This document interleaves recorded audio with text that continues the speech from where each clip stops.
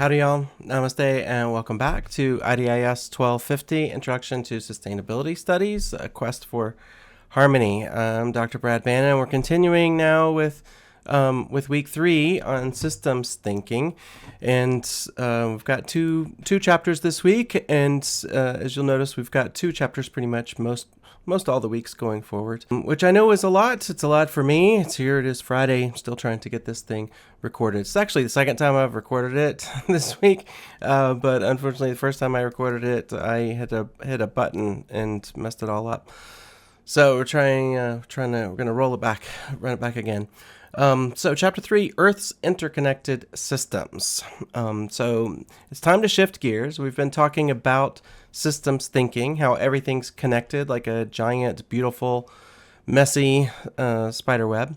Now let's zoom in and see that web in action right here in our own planet, in our own backyard.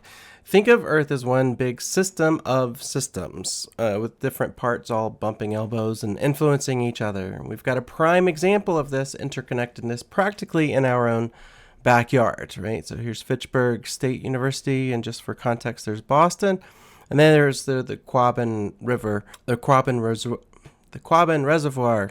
I'll get there eventually. So just a stone's throw from Fitchburg State lies a place where the interconnectedness of Earth's systems is on full display, the Quabbin Reservoir.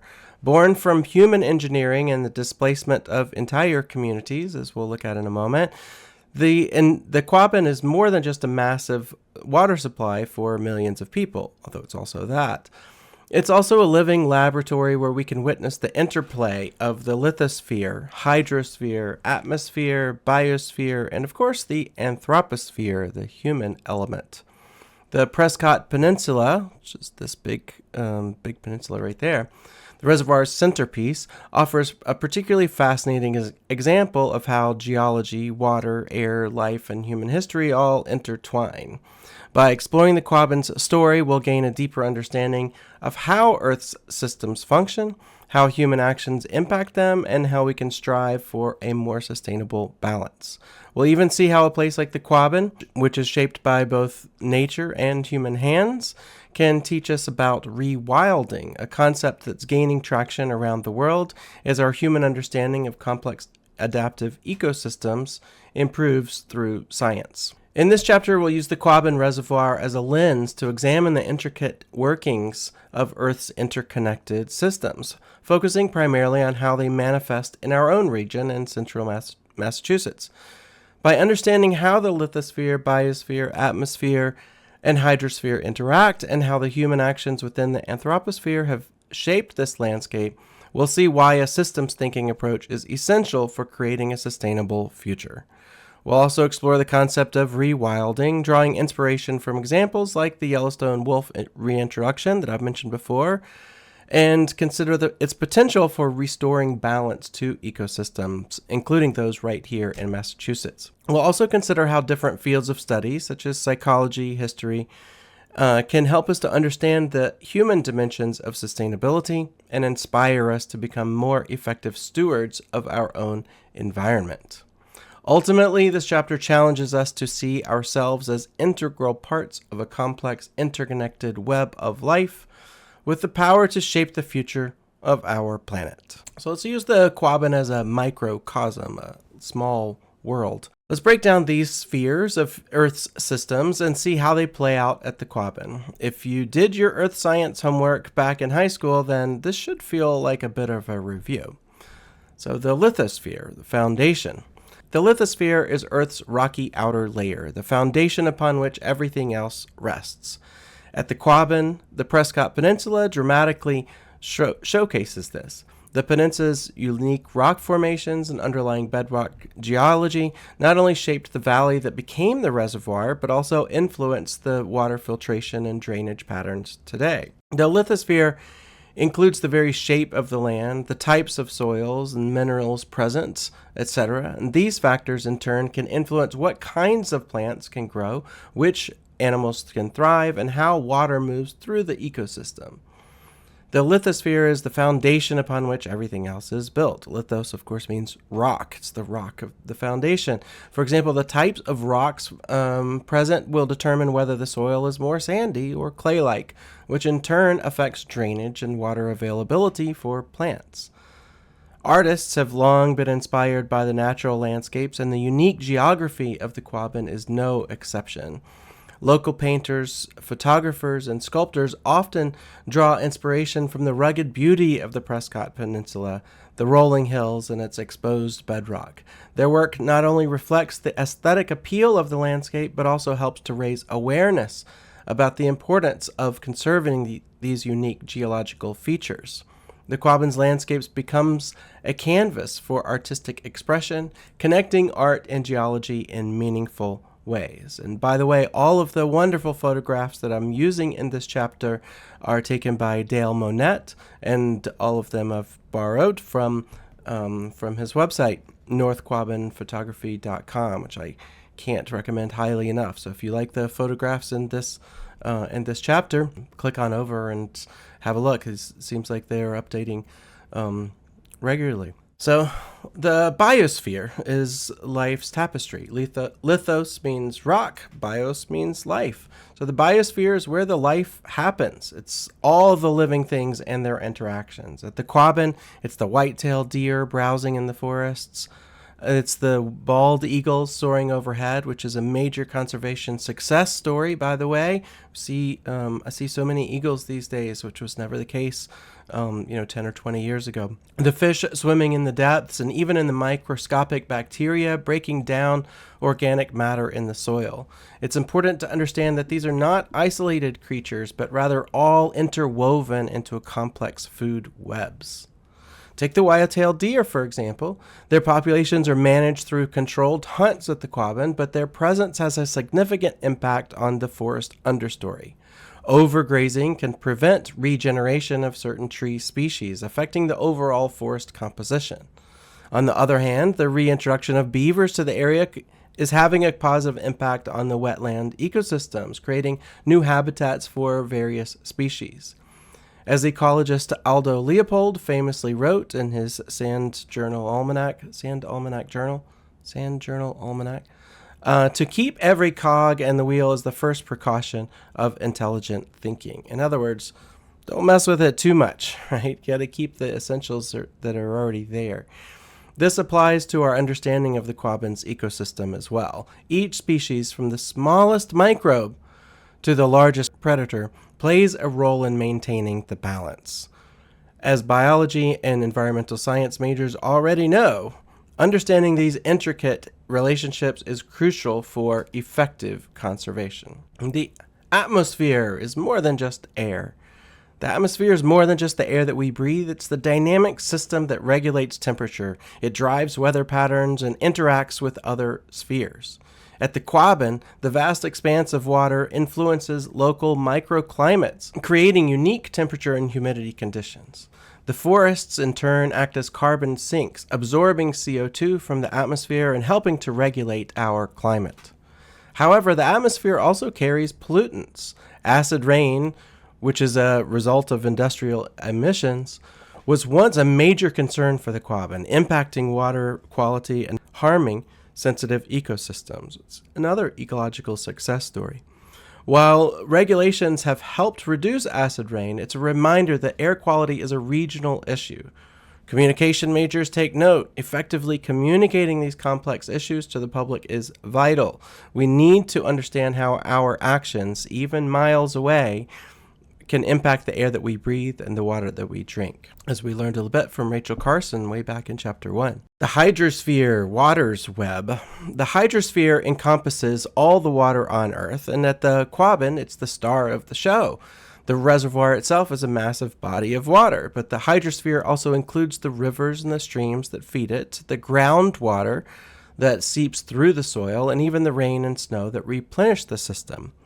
The Quabbin is also a crucial part of the larger water cycle. Water evaporates from the reservoir's surface, forms clouds, and then falls as precipitation, some of which returns to the Quabbin watershed. This cycle connects the reservoir to the surrounding landscape and even to distant ecosystems. The Northfield Mountain Project is a pumped storage hydroelectric facility. It's an example of the human intervention in this natural flow. Of course, it's the basis for the entire Quabbin Reservoir.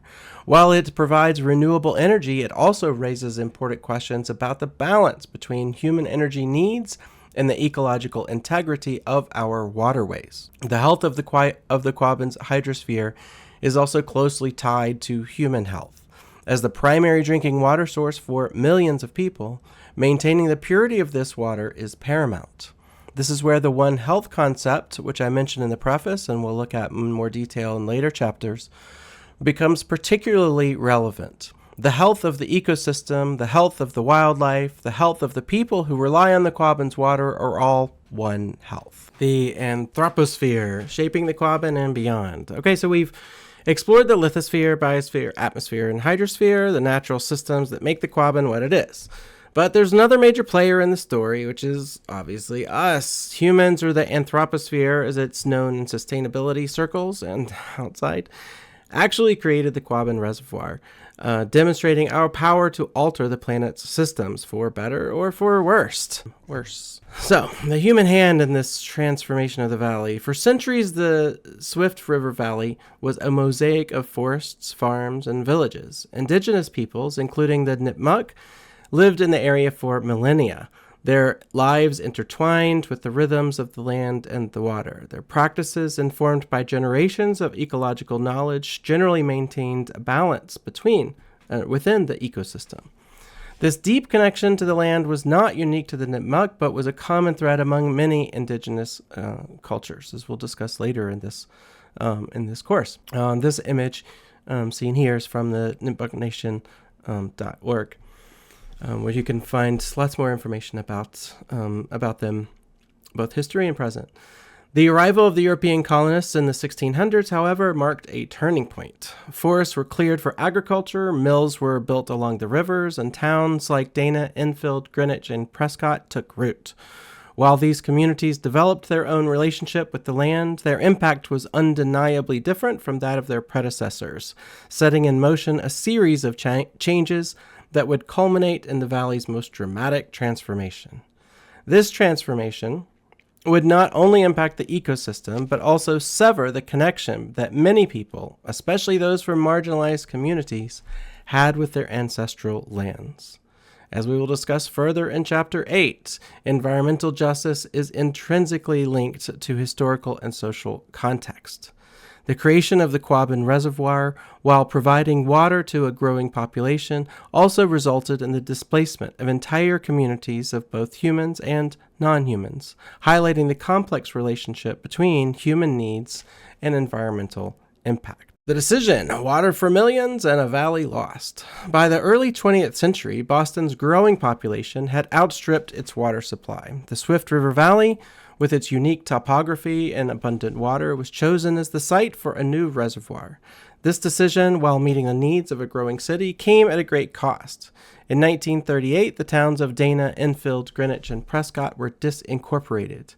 Their residents, some 2,500 people, were forced to relocate. Their homes, their businesses, and ancestral lands were submerged beneath the rising waters of the Quabbin. This act of eminent domain, while providing a vital resource for millions, left an indelible mark on the landscape and the lives of those displaced, human and non-human. The creation of the Quabbin Reservoir serves as a stark reminder of the difficult choices that often accompany large-scale infrastructure projects and the importance of considering the social and environmental impacts alongside the economic benefits. For more on this, the history of the Quabbin Reservoir and particularly the fate of those towns, Dana, Enfield, Greenwich, and Prescott, there's an excellent documentary from PBS in 2001, which I've included a link to here. A new ecosystem, the Quabbin today. So today, the Quabbin Reservoir is a testament to both the human engineering and the resilience of nature. The once inhabited valley now holds 412 billion gallons of water, supplying drinking water to over 2 million people. The surrounding watershed, largely reforested, has become a haven for wildlife, earning it the nickname the Accidental Wilderness. Bald eagles soar overhead, deer roam the forests, and fish thrive in the depths. This transformation highlights the dynamic interplay between the Anthroposphere and the other spheres. The creation of the reservoir, the Anthroposphere, dramatically altered the lithosphere by flooding the valley, the hydrosphere by creating a massive lake, and atmosphere by influencing local microclimates and creating local microclimates. And the biosphere, of course, shifting habitats and species composition, to say the least. As we will discuss more in Chapter 4 about biodiversity, human actions often lead to both intended and unintended consequences for ecosystems. Managing the balance, lessons for the future. The Quabbin today is a managed ecosystem, with the DCR carefully regulating access, monitoring water quality, and managing wildlife populations. The story of the Quabbin offers valuable lessons for the future. It reminds us that human actions have far-reaching consequences, impacting not only the environment, but also communities and individuals. It highlights the need for careful planning, ethical considerations, and a long-term perspective when making decisions about resource management. As we learned in Chapter 2 and will observe time and again throughout the semester, the ecosystem in which we live is a dynamic amalgam of overlapping systems or spheres, each with their own complexity and emergent patterns. The Quabbin serves as a powerful case study for understanding the complexities of the Anthroposphere and its role in shaping the planet's future. Section 3, Rewilding as Rebalancing, Lessons from Yellowstone and Beyond. Now let's talk about bringing back some wildness. Rewilding is about restoring natural processes and, in some cases, reintroducing species that have been lost from an ecosystem. The Yellowstone wolf reintroduction, which we'll learn more about from George Monbiot's TED Talk, is a classic example. As you'll see, he explains that the wolves changed the behavior of the rivers, demonstrating that the changes in the biosphere can also change the lithosphere and the hydrosphere. This happened because the wolves triggered a trophic cascade, a chain reaction that went all the way down the food web, as I mentioned in the previous chapter. Fewer elk meant more vegetation, which meant more beavers, which meant more dams, which changed the flow of the rivers. It's a powerful illustration of how interconnected everything is. As Monbiot puts it, the wolves, while small in number, transform not just the ecosystem of the Yellowstone National Park, but also its physical geography. Then in the documentary film that we'll watch in this unit, the filmmaker Dick DeAngelis takes this idea further in his documentary, Be Wild to Rewild, which I've also assigned for this unit. He argues that we need to trust in the power of nature to heal itself, and that sometimes the best thing we can do is to simply step back and let nature take its course. This doesn't mean abandoning all management, but it does mean shifting our focus from control to facilitation, from intervention to observation. DeAngelis emphasizes that true rewilding requires a shift in our mindset, a willingness to embrace wildness, both in nature and within ourselves. He states, we believe that humans must do less consuming and less domesticating, and be more wild. By that I mean self-reliant, spontaneous, self-willed, self-regulating, local, authentic, and free. But how does this apply to a place like the Quabbin, which is already pretty wild? Well, one way the DCR is managing deer populations is through hunting regulations. Without hunting, the deer population could disrupt the natural balance. Aside from this, the rewilding mindset suggests that the less we do, the better. There's a growing interest in exploring the potential for rewilding the area even more. For example, there was a time when beavers were considered a nuisance, but now this keystone species creates wetlands and ecosystems that support a wide range of other species. In fact, they create habitats, right, and communities. They create ecosystems. They also help filter pollutants from the waterways, regulate water flow, and much like they did in Yellowstone after the wolves returned. Of course, rewilding is an idea that's best applied to other areas of Massachusetts, from urban parks to abandoned farmland, or perhaps even the spot that you've chosen for your nature journals. By the way, this is a beaver dam here at the Quabbin. Again, from North Quabbin Photography, which I can't recommend this website enough if you like nature photography, especially local here in Massachusetts. I mean, I'm in New Hampshire, but most of y'all in Massachusetts. Conclusion. Connecting it all back to systems thinking and action. All right, let's bring it back home. This chapter's been about seeing the bigger picture, about understanding that Earth's systems, lithosphere, biosphere, atmosphere, hydrosphere, and anthroposphere are all connected, constantly interacting and influencing each other. The Quabbin Reservoir, right here in our own neck of the woods, is a good case study to observe this interconnectedness. And it's also a prime example of how we can use our understanding of natural systems to address complex environmental challenges. We've talked about how the geology of the region shaped the valley, how the forests sequester carbon and influence the microclimate, how the reservoir provides drinking water for millions, and how the human decisions have impacted every aspect of this ecosystem. We've also seen how rewilding, even in a modified landscape like the Quabbin, can help to restore balance and create more resilient ecosystems. As we will learn, and we will learn how the listening skills that you're going to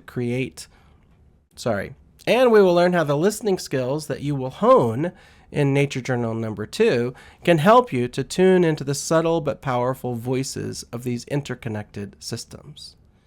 In our wintry silence, perhaps you might even start to hear whispers of the past, the stories of the land and the people who lived here before us. Remember, systems thinking is all about seeing those connections, understanding the feedback loops, and recognizing the emergent properties that arise from complex interactions. It requires us to flip the barrel stone, to see the forest as well as the trees, and to understand how each part contributes to the whole. Human actions, no matter how small, have consequences that ripple throughout the system. These seemingly small actions of individual species within an ecosystem can, when combined, create complex and dynamic patterns that shape the entire landscape. Understanding these connections is empowering. Our actions matter. Facts. We can heal our world if we are thoughtful, careful, and mindful of how the complex adaptive systems of our planet function, such that we intervene rarely, carefully, and intelligently. If we work together, across disciplines and across communities, then we can create positive change that's greater than the sum of its parts. Diverse systems are resilient systems, whether they're ecosystems, communities, or economies. Diversity enables them to withstand shocks and adapt to change. By applying the principles of systems thinking that we learned in the last chapter and embracing the lessons of rewilding, we can rebalance systems or enable them to rebalance themselves so that they will be better equipped to handle the challenges of a changing world, so long as we are patient enough to make those changes at a natural pace. So I hope you enjoy this next TED Talk. I feel like it's been built up a lot here. This George Monbiot TED Talk and subsequent documentary, Be Wild to Rewild, which is pretty brief. 18-minute documentary, but very beautiful to watch and to see. And then for your Nature Journal number 2, I'd like you to return back to the spot that you looked at for Nature Journal 1, as you'll continue to return all semester, and really just focus on listening, really practicing the listening skills that we learned in this chapter, and just sort of like notice the different spheres and the different soundscapes, and how they, the biophony and the all of that kind of stuff, right?